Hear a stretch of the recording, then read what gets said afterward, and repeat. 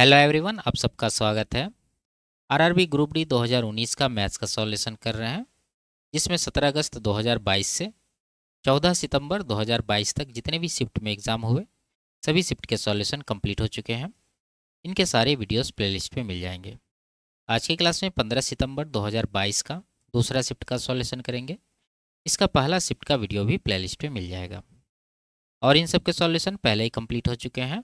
इनके वीडियोज देखने के लिए प्लेलिस्ट विजिट कर सकते हैं, लिंक नीचे डिस्क्रिप्शन में दिया गया है। तो शुरू करते हैं। उससे पहले चैनल पर नया है तो चैनल को सब्सक्राइब कर लीजिए। आगे बढ़ते हैं। पहला सवाल है, 3 पुरुष या 4 महिलाएं, ठीक है, किसी कार्य को 15 दिन में कर सकती है।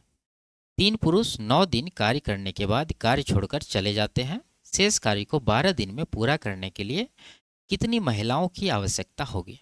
ठीक है, देखिए सवाल में जैसे ही ये या वाला कंडीशन दे देता है, सवाल बिल्कुल आसान हो जाता है। यहाँ से हम लोग डायरेक्ट मैन और वोमेन का एफिशिएंसी निकाल पाते हैं।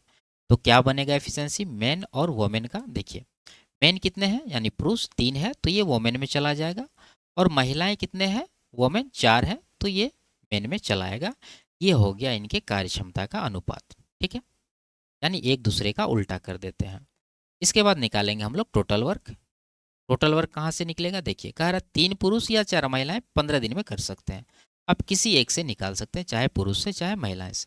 पुरुष से अगर ले तो 3 पुरुष है, ठीक है, और पुरुष का एफिशिएंसी यहाँ से उठा लेंगे 4 यूनिट, 4 से गुना कर देंगे, और इसको लगते हैं कितने दिन? 15 दिन, तो 15 से गुना भी करना पड़ेगा। तो ये हो गया आपका टोटल वर्क कितना? 15 चौके 60 दिया 180 यूनिट, ठीक है। अब 3 पुरुष 9 दिन काम किया है, तो 3 पुरुष के द्वारा 9 दिन में कितना काम होगा? 3 पुरुष है तो 3 गुना पुरुष का एफिशिएंसी 4 है तो 4, और 9 दिन काम किए तो 9 से गुना करेंगे तो कितना हो जाएगा? 4 तिया 12 नमा 108, यानी 108 यूनिट ये मेन के द्वारा किया गया काम है। अब बचा हुआ काम कितना है? 180 में 108 माइनस कर देंगे तो बचेगा 72 यूनिट काम। इस 72 यूनिट काम को कौन करेगा? कह रहा है कि शेष कार्य को 12 दिन में पूरा करना है, तो कितनी महिलाएं चाहिए? अगर 72 यूनिट काम शेष है, इस काम को 12 दिन में करना है, तो 12 से डिवाइड अगर कर दें तो पर डे का वर्क निकल जाएगा कितना? 6 यूनिट, यानी 6 यूनिट काम जो है पर डे होना चाहिए। तो इसमें कितनी महिलाएं लगेगी? देखिए एक वोमेन का एफिशिएंसी 3 यूनिट है, एक दिन में 6 यूनिट करना है, तो कितनी महिलाएं चाहिए? 2। तो 2 ही आपका आंसर होगा, ऑप्शन नंबर 3 में दिया हुआ है। आगे, निम्नलिखित में से क्या निश्चित तौर पर एक समचतुर्भुज की विशेषताएं नहीं है? ठीक है, यानी जो नहीं है विशेषता वही आपको आंसर लगाना है। पहला ऑप्शन है इट्स डायगोनल्स आर इक्वल, यानी इनके विकर्ण बराबर होते हैं? बिल्कुल भी बराबर नहीं होते। इसका मतलब यही इसका आंसर होगा। ये जो स्टेटमेंट है पहला ऑप्शन में ये गलत है, और गलत वाला हमसे पूछा जा रहा है तो ये इसका सही आंसर होगा। आप समझ भी सकते हैं, मान लीजिए कि ये जो है एक समचतुर्भुज है, इसका नाम दे दीजिए ए बी सी और डी। अगर ए से सी को मिला दे तो ये हो गया इसका एक विकर्ण, और डी से बी को मिला दे तो ये हो गया इसका दूसरा विकर्ण, जो कि इक्वल नहीं होते हैं, तो ये इसका आंसर हो गया। उसके बाद its opposite sides are parallel, यानी इनके विपरीत भुजाएं समांतर होती है, यानी कि ये जो भुजा है ए बी और डी सी, क्या ये दोनों समांतर होती है? एकदम ये समांतर होती है। और ये भी ए डी और बी सी भी समांतर होती है, तो ये स्टेटमेंट आपका सही है। इट्स डायगोनल्स बाइसेक्ट्स परपेंडिकुलरली, यानी इनके जो विकर्ण है एक दूसरे को 90 डिग्री पर प्रतिच्छेद करते हैं, एकदम करते हैं, ये भी सही है आपका, ठीक है। All its sides are equal, यानी इनके चारों भुजाएं बराबर होती है, ये भी सही है क्योंकि समचतुर्भुज है, चारों भुजाएं बराबर होती है। आगे, यदि ये सब जो है समानुपात में है तो y का मान ज्ञात कीजिए। अब जानते हैं कि अगर ये समानुपात में है तो क्या होता है? बीच वाले दोनों का गुणनफल बाहर वाले दोनों के गुणनफल के बराबर होता है। तो यहाँ 5 गुना वाई 5y हो जाएगा, और अंदर वाला दोनों का गुणनफल कितना होगा? 15 दूना 30, यानी कि ये 300 हो जाएगा। अब घटा सकते हैं इसको 60 बार में, तो y का वैल्यू कितना होगा? 60, ऑप्शन नंबर 3। आगे, ए बी और सी किसी कार्य को क्रमशः 48, 12 और 24 दिन में पूरा कर सकते हैं। एक साथ मिलकर कार्य करते हुए वे कार्य को कितने दिन में पूरा करेंगे? ठीक है, एफिशिएंसी निकाल लीजिए। पहला ए है, ये जो है 48 दिन में करते हैं। दूसरा बी है, ये 12 दिन में करते हैं। तीसरा सी है, ये इसको 24 दिन में करते हैं। तो टोटल वर्क इन तीनों का एलसीएम कितना हो जाएगा? इन तीनों का एलसीएम हो जाएगा आपका 48, ठीक है। 48 से डिवाइड करेंगे एक बार में, 12 से डिवाइड करेंगे 4 बार में जाएगा, 24 से डिवाइड करेंगे 2 बार में जाएगा। अब टोटल वर्क 48 है और कह रहा है कि तीनों मिलकर करेगा, तो कितना टाइम लगेगा? तो 48 को डिवाइड कर देंगे, तीनों का टोटल एफिशिएंसी 1, 1 4 5, 5 2 7, 7 से डिवाइड करेंगे तो यही इसका आंसर हो जाएगा, क्योंकि ये कटने वाला नहीं है। ऑप्शन नंबर 4 में दिया हुआ भी है। आगे, प्रथम 35 प्राकृत संख्याओं का औसत ज्ञात कीजिए। ठीक है, आप जानते हैं कि फॉर्मूला से भी निकाल सकते हैं, नहीं तो सिंपल सा प्राकृत संख्या यानी नेचुरल नंबर कहाँ से स्टार्ट होती है? 1, 1 2 इसी तरह से ये बढ़ेगी, लास्ट नंबर हो जाएगी 35। एवरेज निकालना है, फर्स्ट और लास्ट को जोड़ेंगे, 2 से डिवाइड करेंगे, 1 + 35 36 होगा, इसको 2 से डिवाइड करेंगे तो 18 आपका आंसर होगा। ऑप्शन नंबर 3 में दिया है। और इसका डायरेक्ट फॉर्मूला क्या होता है? n+1/2, यानी जितने नंबर हैं उसमें 1 जोड़ेंगे, 2 से डिवाइड करेंगे। वही चीज़ हम लोग यहाँ पर भी करते हैं। आगे, कमल और कृति की वर्तमान आयु का अनुपात 3:5 है। 9 वर्ष बाद उनकी आयु का अनुपात 3:4 हो जाएगा। कृति की वर्तमान आयु ज्ञात कीजिए। ठीक है, देखिए इसको आप निकाल लीजिए। रेशियो लिखेंगे, कमल और कृति, नाम लिखना पड़ेगा, दोनों का अल्फ़ाबेट सेम है, तो कमल लिख देते हैं और कृति लिख देते हैं। इनका जो रेशियो है वर्तमान का क्या है? 3:5, और 9 वर्ष बाद जो है इनका रेशियो हो जाएगा 3:4। ठीक है, अब देखिए टाइम का गैप कितना था? 9 वर्ष, तो आप यहाँ पर 9 लिख देंगे, उसके बाद क्रॉस मल्टीप्लिकेशन करके डिफरेंस लेंगे, तो 4 तिया 12, 5 तिया 15, डिफरेंस कितना आ गया? 15 और 12 का डिफरेंस 3 आ गया। ठीक है, आपको प्लस माइनस नहीं देखना, बस डिफरेंस देखना, गैप कितना का? 3 का गैप है। अब उसी तरह से नीचे भी करिए, 4 9 36, 9 तिया 27, गैप है यहाँ पर 9 का, तो 3 यूनिट का वैल्यू 9 हो गया, ये 3 गुना हो रहा है, तो यहाँ पर रखिए 3 यूनिट का अगर निकाल दें तो इसका भी 3 गुना, 9 वर्ष हो जाएगा कमल। और कृति 5 का 3 गुना करेंगे तो 15 साल। किसका पूछ रहा था? कृति का, तो 15 साल इसका आंसर होगा। ऑप्शन नंबर 3 में दिया हुआ है। ठीक है, आप यहाँ पर मल्टीपल भी चेक कर सकते थे, कृति का पूछ रहा है, कृति का 5 यूनिट था, 5 का मल्टीपल एक ही ऑप्शन था। आगे, 50 लड़कों वाली कक्षा की औसत आयु 12.9 वर्ष है। जब एक नया लड़का कक्षा में शामिल होता है तो औसत आयु बढ़कर 13 वर्ष हो जाती है। नए लड़के की आयु ज्ञात कीजिए। ठीक है, देखिए एक चीज़ आपको समझना होगा इसमें कि ये नया लड़का जो आया है इसके आने से क्या परिवर्तन हुआ है। ये लड़का जब ग्रुप में शामिल हुआ तो ग्रुप का एवरेज था पहले 12.9, तो जब ये शामिल हुआ तो ये एवरेज को इन्होंने मैनेज किया, और मैनेज करने के साथ साथ इन्होंने सभी व्यक्ति का एवरेज बढ़ा दिया। कितना बढ़ा दिया? 12.9 से 13 कर दिया, तो यहाँ पर वृद्धि है 0.1 का। और लड़के कितने हैं? 50 पहले थे और एक शामिल हुए, तो हो गया कितने? 51, यानी 51 लोगों में 0.1 का वृद्धि क्या है? नए लड़के का आने से ये वृद्धि हुआ। और इन्होंने एवरेज को भी मैनेज किया था, तो एवरेज कितना था पहले? 12.9, तो 12.9 आप इसमें पहले ही जोड़ देंगे, तो ये जोड़ने के बाद जो आएगा वही ये नए लड़का का आयु होगा। तो कितना हो रहा है? ये तो 12.9 हो गया, इधर हो गया आपका 5.1, दोनों को जोड़िए, 12 5 17, इधर 1, 18 वर्ष नए लड़के का आयु है। ऑप्शन नंबर 3 में दिया हुआ है। आगे, 200 में 5% की वृद्धि और 15% की कमी करने पर प्राप्त संख्याएं क्रमशः क्या होगी? यानी 200 को आप एक बार 5% बढ़ा दिए और 200 को एक बार आप 15% कम कर दिए, तो दोनों नंबर आपसे पूछ रहा है। सिंपल सा है, 200 का 5% 10, तो 200 में 10 बढ़ाएंगे तो 210 हो जाएगा, पहला नंबर ये। दूसरा, अगर 200 में 15% कम करेंगे तो कितना होगा? 100 का 15% 15, उसका 2 गुना 30 हो जाएगा, तो 200 में 30 घटाएंगे तो 170, तो 210 और 170 ऑप्शन नंबर 2 में है, ये इसका करेक्ट आंसर होगा। आगे, ये समीकरण है, इसके क्या है? रूट्स के बारे में पूछ रहा है। ठीक है, तो निकालना होगा सबसे पहले आपको क्या? डिस्क्रिमिनेंट, उसी से पता चलेगा इनके क्या है, वास्तविक मूल हैं या अवास्तविक हैं या समान मूल हैं या असमान है। ठीक है, तो डी निकालने के लिए क्या फॉर्मूला यूज करते हैं? b² - 4ac। तो यहाँ से डायरेक्ट पता नहीं चलेगा, तो इसको थोड़ा सा सॉल्व करना होगा आपको, तो यहाँ पर कर लेते हैं सॉल्व।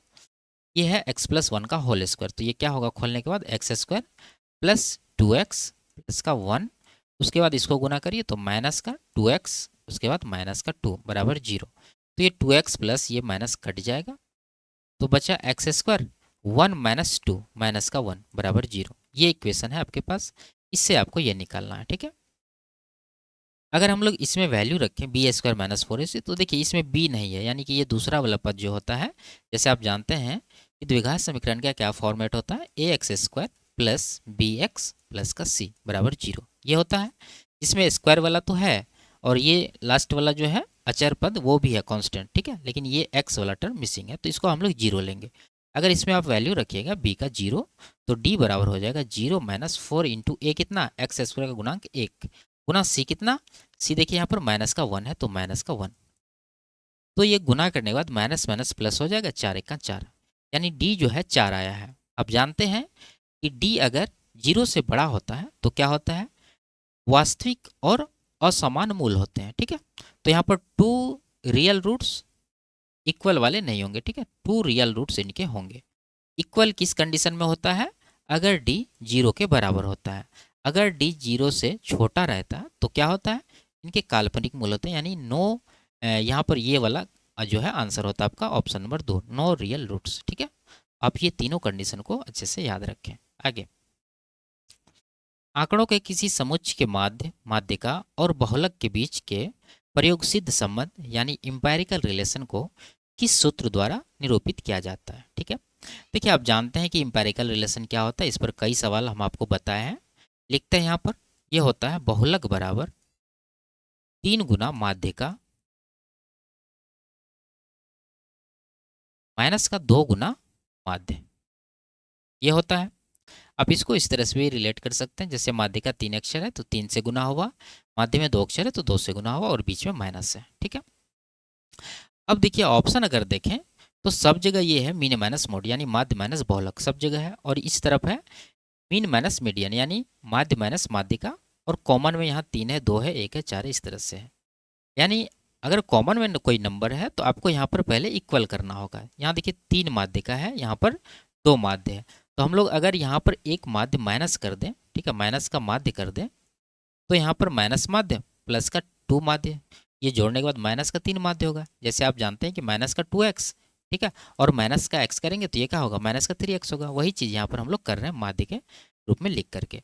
अगर राइट साइड माइनस किया तो यहाँ भी आपको माइनस करना होगा, केवल एक साइड करने से नहीं होता है, बैलेंस करने के लिए दोनों साइड करना होगा, ठीक है। अब ये हो गया लेफ्ट साइड बहुलक माइनस माध्य, जबकि यहाँ पर सभी जगह है माध्य माइनस बहुलक, उल्टा है। तो आप क्या करिए, ये पूरा को राइट साइड भेज दीजिए। अगर इसको राइट साइड भेज देंगे तो ये क्या बन जाएगा, माध्य प्लस में हो जाएगा और बहुलक जो है माइनस में हो जाएगा, ये चीज़ बन गया। और इसको अगर लेफ्ट साइड ले आए तो ये जो माइनस में है माध्य वो प्लस में हो जाएगा, यानी कि ये हो जाएगा 3 गुना माध्य प्लस में, और ये जो माध्यिका प्लस में है वो माइनस में हो जाएगा 3 गुना माध्यिका, ठीक है, ये चीज़ है। अब यहाँ से आप कॉमन ले लीजिए तो अंदर बन जाएगा माध्य माइनस माध्यिका। अब देख रहे हैं कि ये तरह का जो है कहाँ पर है, ऑप्शन नंबर 1 में है, ठीक है। माध्य माइनस बहुलक यहाँ पर है, और एक साइड में 3 गुना माध्य माइनस माध्यिका, यहाँ पर देखिए 3 गुना माध्य माइनस माध्यिका, तो ऑप्शन नंबर 1 आपका करेक्ट आंसर है, ठीक है। आगे, निम्न में से कौन सी संख्या 11 से विभाज्य है, ठीक है। देखिए 11 का विभाज्यता का नियम क्या होता है, जो भी नंबर रहे उनके ओड प्लेसेस पे जितने भी डिजिट हैं उनका योगफल, यानी विषम स्थानों पे जितने भी अंक हैं उनका योगफल, और सम स्थानों पे जितने भी अंक हैं उनका योगफल का अंतर या तो 0 होना चाहिए या फिर 11 का कोई मल्टीपल होना चाहिए। तो चेक कर लेंगे, पहला ऑप्शन 4 9 13, 13 4 17, 17 8 25, तो यहाँ पर विषम स्थान यानी ऑड प्लेसेस पे कितने हो गए, 25। इवन का देखें तो 6 5 11 2 13, क्या इन दोनों का डिफरेंस कितना आ रहा है, 12 आ रहा है। क्या ये 12 11 का मल्टीपल है, नहीं है, तो ये आंसर नहीं हो सकता। दूसरा चेक करें तो 4 8 12, 12 4 16, 16 9 25, ठीक है। उसके बाद इसका अगर विषम सम स्थान देखें तो 6 6 12, 12 2 14, 14 आ रहा है। क्या इन दोनों का डिफरेंस कितना आ रहा है, 11, ये देखिए 11 आ गया, 11 का मल्टीपल है, इसका मतलब ये नंबर 11 से पूरी तरह से विभाज्य होगा, ठीक है। आगे चेक करने की आवश्यकता नहीं है। आगे, यदि ब्याज 3000 रुपया है, वार्षिक साधारण ब्याज दर 6% है और समयावधि 4 वर्ष है, तो मूलधन ज्ञात कीजिए, ठीक है। सिंपल सा सवाल है, 6% की दर से 4 वर्ष में कितना का ब्याज मिलेगा, 6 चौके 24%, ठीक है। ये तो परसेंटेज में ब्याज है, और रुपया में ब्याज कितना है, 3000 है। कहने का मतलब ये जो 3000 रुपया है ये 24% का वैल्यू है। आपसे क्या पूछ रहा है, मूलधन यानी 100% का वैल्यू आपसे पूछ रहा है, तो 100 से गुना कर देंगे। घटाएंगे इसको, 24 से कट जाएगा, 24 से का 24, 6 60 हुआ, 24 दूना 48, 24 पंचे 120, 125 गुना 100 करेंगे तो 12,500 इसका आंसर होगा, ऑप्शन नंबर 4। आगे, एक दुकानदार द्वारा 20%, 10% और 5% की क्रमिक छूटें दिए जाने के बाद 800 रुपया अंकित मूल्य वाली वस्तु को 50% के लाभ पर बेचा जाता है। यदि समान क्रय मूल्य वाली वस्तु को 60% लाभ पर बेचा जाए तो उसका विक्रय मूल्य कितना होगा। ठीक है, देखिए सबसे पहले आपको ये जो वस्तु बेचा गया उसका क्रय मूल्य निकालना होगा। उसके लिए क्या करेंगे, देखिए अगर आप अंकित मूल्य पर डिस्काउंट देते हैं यानी मार्क प्राइस पर डिस्काउंट देते हैं तो आपका क्या बनता है, ये बन जाता है आपका सेलिंग प्राइस। उसी तरह से अगर आप क्रय मूल्य पर प्रॉफिट लेकर बेचते हैं तो ये भी आपका क्या है, सेलिंग प्राइस है। ठीक है, सेलिंग प्राइस दोनों कंडीशन का इक्वल कर दीजिए तो आपका ये जो क्रय मूल्य है वो निकल जाएगा। देखिए अंकित मूल्य 800 रुपया है, लिखते हैं 800 है, उस पर डिस्काउंट दे रहा है 3 क्रमागत, तो तीनों डिस्काउंट का लिखिए। पहला डिस्काउंट है 20%, इसका फ्रैक्शन होता है 1/5, यानी 5 पर 1 का डिस्काउंट है तो वैल्यू बनेगा 4/5। उसके बाद दूसरा डिस्काउंट है 10%, इसका फ्रैक्शन होता है 1/10, यानी 10 पर 1 का डिस्काउंट, वैल्यू बनेगा 9/10। उसी तरह से तीसरा 5% है, इसका फ्रैक्शन 1/20 होता है, यानी 20 पर 1 का डिस्काउंट है तो वैल्यू बनेगा 19/20। ठीक है, ये आपका सेलिंग प्राइस हो गया। दूसरी तरफ क्रय मूल्य पर आप लाभ ले रहे हैं 50% का। ठीक है, तो 50% का लाभ ले रहे हैं तो कितना में सामान बेच रहे हैं, क्रय मूल्य का 150%, तो 150% को आप लिख सकते हैं 3/2। ठीक है, आप इस तरह से भी समझ सकते हैं, 50% का फ्रैक्शन होता है 1/2, तो 2 पर 1 का प्रॉफिट है तो वैल्यू क्या बनेगा, 2 1 3/2, वही चीज़ यहाँ पर लिखें। यहाँ से कटा के आप सीपी का वैल्यू निकाल लीजिए। ठीक है, कि 2 से काट देंगे इसको 10 बार में। ठीक है, ये 10, यहाँ देखिए 2 जीरो है, काट दीजिए यहाँ से 2 जीरो। ठीक है, उसके बाद 3 से यहाँ काट देंगे 9 को 3 बार में, अब कटने वाला कहीं पर नहीं है, गुना करिए, यह हो गया 8 चौके 32 या 96, इधर 19 है और नीचे है 5, ये हो गया आपका क्रय मूल्य। अब कह रहा है कि यही क्रय मूल्य वाली वस्तु को 60% के लाभ पर बेचना है तो विक्रय मूल्य क्या होगा। अगर आप 60% के लाभ पर बेच रहे हैं तो 60% का फ्रैक्शन कितना होता है, 3/5, यानी 5 पर 3 का प्रॉफिट ले रहे हैं तो वैल्यू क्या बनेगा, 8/3, यानी आपका जो सेलिंग प्राइस होगा, ठीक है, न्यू सेलिंग प्राइस वो हो जाएगा इसका, यानी 96 गुना 19/5 का 5 पर 3 का प्रॉफिट तो वैल्यू होगा 8/5, ये आपका नया सेलिंग प्राइस होगा। ठीक है, अब मेन बात है इसको सॉल्व करना, ऑप्शन है। ठीक है, इस तरह से तो सॉल्व कर लेते हैं। देखिए इसको आप गुना कर दीजिए, 19 अट्ठे 152 हो जाएगा, नीचे हो रहा है 5 गुना 5 25, तो 25 से 152 को काट देंगे, 25 से आके 150, उसके बाद 2 बचा, दशमलव देंगे तो 20 हुआ, 1 जीरो लगा दीजिए, 200 हो गया, 8 बार में कट जाएगा 25 से, तो 6.08 आया। अब यहाँ पर केवल 96 है, तो 96 गुना पहले 6 करिए तो कितना होगा, 9 6 के 54, 540 प्लस 36 576 प्लस, अब 96 को 0.08 से गुना करना। देखिए अगर 96 को 100 भी मान लीजिएगा तो 100 गुना 0.08 8 होता है, तो 8 हम लोग मान लीजिए कि निकाल लिए इसका, तो 576 प्लस 8 584 होगा। ठीक है, तो 584 के आसपास आंसर होगा। 584 ही सवाल में दिया है क्योंकि यहाँ पर कह रहा है कि निकटतम पूर्णांक लेना है। अगर आप 96 को 0.08 से गुना करते तो आपको 7 पॉइंट कुछ आता, जिसको पूर्णांक में हम लोग 8 लेते, फिर जोड़ने के बाद ये 84 ही आंसर देता। तो इस तरह से आप निकालेंगे। ठीक है, आगे ये समीकरण है, इनके मूल ज्ञात करना है, तो आप बीच वाला पद को इस तरह से तोड़ दीजिए कि गुना करने के बाद 2 गुना 20 40 हो जाए माइनस में। ठीक है, तो क्या हो जाएगा, 5 अट्ठे 40, यानी 5 प्लस में रहेगा और 8 माइनस में रहेगा, तो 5 में 8 घटाएंगे माइनस का 3, 5 गुना -8 माइनस का 40 होगा। लेकिन ये आपका आंसर नहीं होता है, तो आंसर निकालने के लिए क्या करते हैं, ये जो गुणांक है एक्स स्क्वायर उससे डिवाइड करते हैं, यानी 2 से दोनों को डिवाइड करेंगे और दोनों का चिन्ह बदलेंगे, ये प्लस में है तो ये माइनस में आ जाएगा, ये माइनस में है तो ये प्लस में हो जाएगा। 2 से 8 को कटाएंगे 4 बार में, तो क्या आंसर हो गया, माइनस का 5/2 और प्लस का 4 कहाँ पर है, प्लस का 4 यहाँ पर है, यहाँ पर है, और माइनस का 5/2 यहाँ पर है, यानी ऑप्शन नंबर 2 आपका आंसर बनेगा। आगे इसका मान ज्ञात करना। ठीक है, देखिए सिंपल सा है, इसको लिखते हैं 0.013 बटा 0.00413 ये है, माइनस है। देखिए इन दोनों को आप जोड़ सकते हैं, दोनों माइनस में माइनस देंगे, जोड़ के लिखिए 74 25 99। पॉइंट के बाद अगर देखें तो 2772, जोड़ने के बाद 99 आएगा, ये आ गया। अब आपको एक चीज़ यहाँ पर देखना होगा, देखिए 413 यहाँ भी है, यहाँ भी नज़र आ रहा है, और पॉइंट के बाद यहाँ पर 5 अंक है, यहाँ पर 3 अंक है। अगर पॉइंट आप हटाएंगे तो ऊपर आपको एक पर 2 जीरो देना पड़ेगा, ठीक है, क्योंकि यहाँ पर 2 अंक एक्स्ट्रा है पॉइंट के बाद। तो ये कट गया, केवल 100 बच गया। तो 100 में आपको माइनस करना है 99.99, माइनस करने के बाद क्या बनेगा 0.01। ये आपका आंसर है ऑप्शन नंबर 3। आगे, उस बंद घन का संपूर्ण पृष्ठीय क्षेत्रफल ज्ञात कीजिए जिसकी प्रत्येक भुजा की लंबाई 8 सेंटीमीटर है। तो क्या होता है घन का टोटल सरफेस एरिया, ये होता है 6a²। 6 इंटू ए है 8 का स्क्वायर, देंगे 64। 64 गुना 6 करना है, कितना होगा 360 प्लस 24 384 सेंटीमीटर स्क्वायर। कौन सा ऑप्शन है, ऑप्शन नंबर 3 में दिया हुआ है, ठीक है। आगे, यदि 4 साइन स्क्वायर थीटा बराबर 1 है और थीटा एक न्यून कोण है तो इसका मान ज्ञात करना, ठीक है। तो थीटा निकालना होगा आपको कितना है, तो इसको सॉल्व अगर करें, 4 को राइट साइड भेज दीजिए, तो यहाँ से साइन स्क्वायर थीटा का वैल्यू 1/4 होगा। तो यहाँ से साइन थीटा कितना आएगा, स्क्वायर हटेगा रूट चढ़ेगा इधर, तो 1/2 हो जाएगा, 1/4 का वर्गमूल। तो साइन में 1/2 किसका वैल्यू होता है 30 डिग्री, तो थीटा का वैल्यू हो गया 30 डिग्री। यहाँ पर रख दीजिए, कॉस 30 कितना होता है √3/2, उसका स्क्वायर है तो 3/4 हो जाएगा स्क्वायर करने के बाद, ठीक है। और टेन 30 होता है 1/√3, उसका स्क्वायर करेंगे तो 1/3 होगा। जोड़िए दोनों को, एलसीएम 12 होगा, 9 4 13 ऊपर हो जाएगा, तो 13/12 आपका आंसर बनेगा ऑप्शन नंबर 2।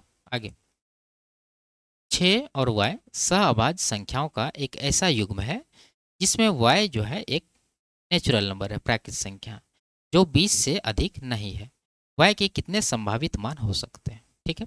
देखिए लिखिए 6 है और y है, और ये कह रहा है कि y जो है वो 20 से अधिक नहीं है, यानी y लेस देन 20 है, ठीक है। तो y का क्या वैल्यू पॉसिबल होगा, ये एक प्राकृतिक संख्या है तो 1 से लेके 19 तक जो है y का वैल्यू पॉसिबल है। लेकिन एक चीज़ आपको देखना है कि ये जो है को प्राइम का पेयर है, तो y का क्या क्या वैल्यू होगा, लिखिए। इसका तो पहला वैल्यू 1 होगा। आप जानते हैं कि को प्राइम क्या होता है, को प्राइम ऐसा पेयर जिनका एचसीएफ 1 होता है, केवल 1 के अलावा कोई भी एचसीएफ नहीं होता है, ठीक है।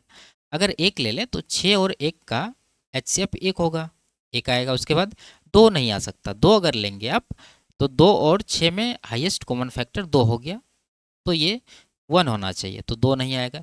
3 भी नहीं आएगा, 4 भी नहीं आएगा, 5 आएगा, ठीक है। उसके बाद 7 आएगा, फिर आपका 11 आएगा, 13 आएगा, उसके बाद 14 नहीं, 15 नहीं, 16 नहीं, 17 आएगा, 18 नहीं आएगा, 19 आएगा, ठीक है। अब जो है नहीं जाना है क्योंकि 20 से कम ही इसका वैल्यू है। तो टोटल 3 3 6 एक 7 वैल्यू पॉसिबल है, ऑप्शन नंबर 2 में दिया हुआ है, ठीक है।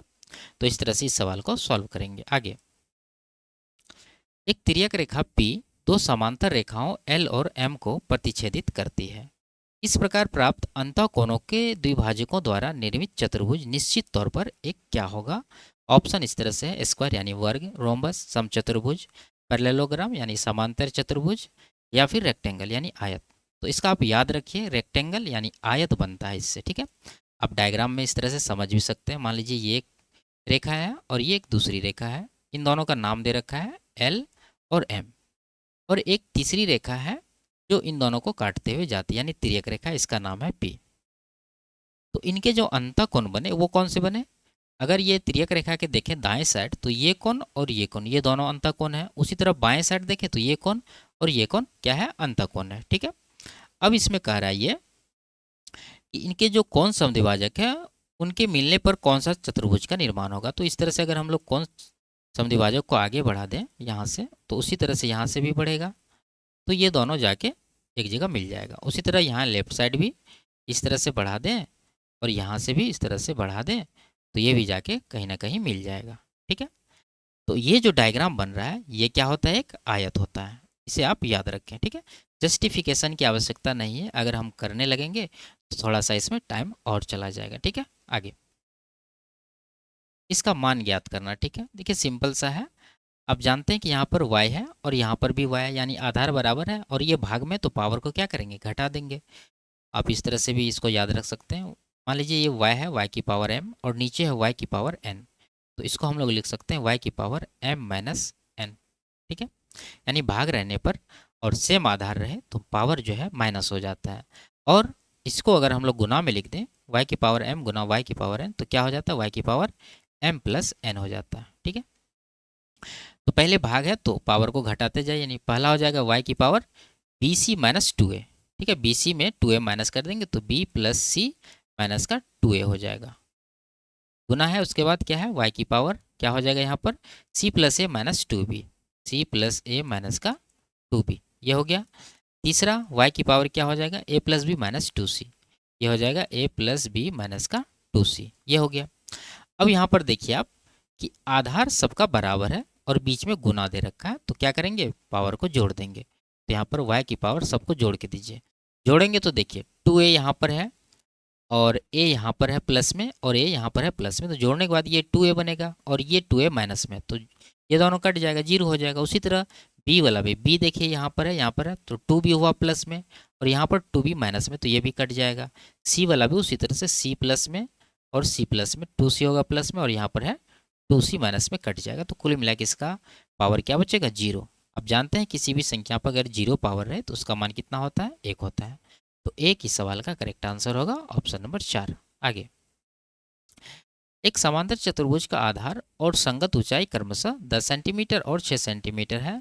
समांतर चतुर्भुज का क्षेत्रफल ज्ञात कीजिए। सिंपल सा, समांतर चतुर्भुज का क्षेत्रफल क्या होता है, आधार गुना ऊंचाई। आधार 10 है, ऊंचाई 6 है, तो 10 छः के 60 सेंटीमीटर स्क्वायर इसका आंसर होगा ऑप्शन नंबर 4। आगे, इसमें निम्नांकित तालिका 2016 से 20 के दौरान एनओएम लिमिटेड के 3 सबसे अधिक बिकने वाले उत्पाद ए, बी और सी का बिक्री दर्शाती है। ठीक है, और सवाल में कह रहा है कि वर्ष 2016 से 2020 के दौरान बेचे गए उत्पाद सी की अनुमानित औसत संख्या कितनी है।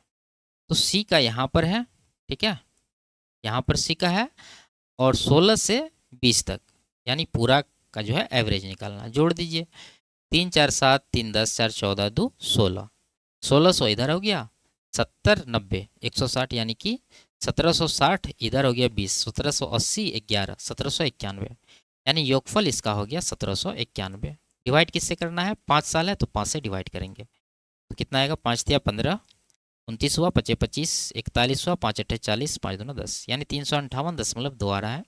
तो पूर्णांक में 358 इसका करेक्ट आंसर होगा। आगे, इसको सरल करना है। ठीक है, तो सबसे पहले ब्रैकेट सॉल्व होगा। यहाँ पर देखिए 33 के बाद माइनस 4 गुना 23 है, तो 4 गुना 23 करेंगे तो कितना आएगा, 92 माइनस में। अब 33 में 92 माइनस करिए तो कितना मिलेगा, ये 12 में से 3 घटा 9, इधर 5, यानी माइनस का 59 आया। उसके बाद ऑफ है, तो ये 7, ये 59 माइनस में जो है ये दोनों क्या हो जाएगा, गुना हो जाएगा, क्योंकि ऑफ लगा है और बाहर क्या है, 7 है, तो ब्रैकेट के अंदर का वैल्यू हो जाएगा 7 प्लस 59 गुना 7 कितना होगा, 60 गुना 7 करिए 420, उसमें 7 माइनस कर दीजिए तो ये आएगा माइनस का 413। ठीक है, ये वैल्यू आया और बाहर में क्या था, 25 माइनस, यानी कि 25 के बाद माइनस ये है, तो साथ में इसको घटाना है क्योंकि प्लस माइनस माइनस होगा, तो ये बचेगा क्या, 406। ये जो 406 आएगा वो माइनस में आएगा क्योंकि साथ में ये बड़ा वैल्यू नेगेटिव में है, वो हम लोग घटा रहे हैं, तो ये कुल मिला के माइनस माइनस प्लस हो जाएगा, तो 25 प्लस 406 बराबर 431। इस सवाल का करेक्ट आंसर होगा ऑप्शन नंबर 2। आगे, वर्तमान में अमित और सुमित की आयु का अनुपात 4:3 है। 6 वर्ष बाद अमित की आयु 50 वर्ष होगी। वर्तमान में सुमित की आयु कितनी है। ठीक है, तो देखिए यहाँ पर 6 वर्ष बाद जो है सुमित कितना का होगा, 50 साल का, तो वर्तमान ये अमित जो है कितना साल का होगा, 6 वर्ष बाद 50 साल का, तो अमित जो है वर्तमान में कितना होगा, 50 में 6 माइनस करेंगे तो ये हो जाएगा 44 साल का। और वर्तमान में अमित सुमित का रेशियो दे रखा है, अमित सुमित का रेशियो क्या है, 4:3, और अमित का वर्तमान आयु 44 है, तो 4 यूनिट का वैल्यू 44 हो जाएगा क्योंकि अमित है 4 यूनिट का, तो ये 11 गुना है, तो इसको भी 11 गुना करेंगे तो 11 या 33 साल जो है इसका वर्तमान आयु आएगा सुमित का, ऑप्शन नंबर 1 में दिया हुआ है। आगे, इसका अप्रॉक्स वैल्यू निकालना है। ठीक है, सिंपल सा सवाल रहता है ये। 17.99 को क्या लिखेंगे 18। आप जानते हैं कि पॉइंट के बाद अगर 5 से ज़्यादा वैल्यू रहे तो +1 कर देंगे, अगर पॉइंट के बाद 5 से कम वैल्यू रहता है तो उसमें कुछ नहीं करते, यानी चेंज नहीं होता, जीरो वैल्यू उसका होता है। ठीक है, तो देखिए ये पॉइंट के बाद 99 था, यानी 0.5 से ज़्यादा है तो एक बढ़ा दिए, 17 का 18 हो गया। उसी तरह इसको भी कर देंगे। यहाँ पर पॉइंट के बाद 02 यानी 0.5 से कम है तो ये 16 ही रहेगा। उसी तरह आगे भी करते जाएंगे, ये 20 हो जाएगा गुना ये 8 हो जाएगा। तो 20 अट्ठे 160 इधर हो गया, इधर 2, तो कुल मिला के 162 इस सवाल का करेक्ट आंसर बनेगा ऑप्शन नंबर 3। आगे इसका मान ज्ञात करना। ठीक है, देखिए रूट पूरा पर है, लगा दीजिए इस तरह से। तो ये 1225 का वर्गमूल कितना होता है 35, 35 का स्क्वायर होता है आप जानते हैं, प्लस ये जो है 6.25 यानी 625 का वर्गमूल 25 होगा, लेकिन पॉइंट लगा है तो ये क्या होगा 2.5 आएगा। उसी तरह यहाँ देखिए 1225 का वर्गमूल 35 आया तो यहाँ पर पॉइंट लगा तो ये कितना हो जाएगा 3.5 होगा, और माइनस का 8 पहले से है। ये हो गया आपका 5 1 6, 35 से 41 माइनस 8, 41 में 8 घटाएंगे तो 33 जो है आपका आंसर बनेगा ऑप्शन नंबर 3। आगे एक आदमी 3,30,000 में एक पुरानी कार खरीदता है और उसकी मरम्मत पर 40,000 खर्च करता है। यदि वह इस कार पर 15% लाभ अर्जित करना चाहता है तो उसे कार किस मूल्य पर बेचनी होगी। देखिए 3,30,000 में खरीदा और 40,000 खर्च किया तो टोटल कितना हो गया 3,30,000 प्लस 40 3,70,000। ये हो गया कॉस्ट प्राइस। अब इस पर 15% का प्रॉफिट लेना है इसको, तो प्रॉफिट जो लेना है वो जोड़ दीजिए, सेलिंग प्राइस आपका आ जाएगा। तो इसका 10% तो हो जाएगा 37,000, तो 37,000 पहले जोड़ देंगे 10%, उसके बाद 5% यानी 37,000 का आधा जो कि होगा 18,500। ठीक है, ये दोनों जोड़ दीजिए, सबको जोड़ने के बाद जो वैल्यू आएगा वही इसका सेलिंग प्राइस होगा। तो ये 70 30 ये 4 लाख हो गया, इधर 25,500, तो 4,25,500 इसका करेक्ट आंसर होगा ऑप्शन नंबर 4। आगे तो ये लास्ट सवाल था। वीडियो आपको कैसी लगी कमेंट में ज़रूर बताइए। अच्छी लगी तो वीडियो को लाइक शेयर और चैनल को सब्सक्राइब कर लीजिए। फिर मिलते हैं अगले क्लास में, तब तक के लिए बाय बाय, टेक केयर।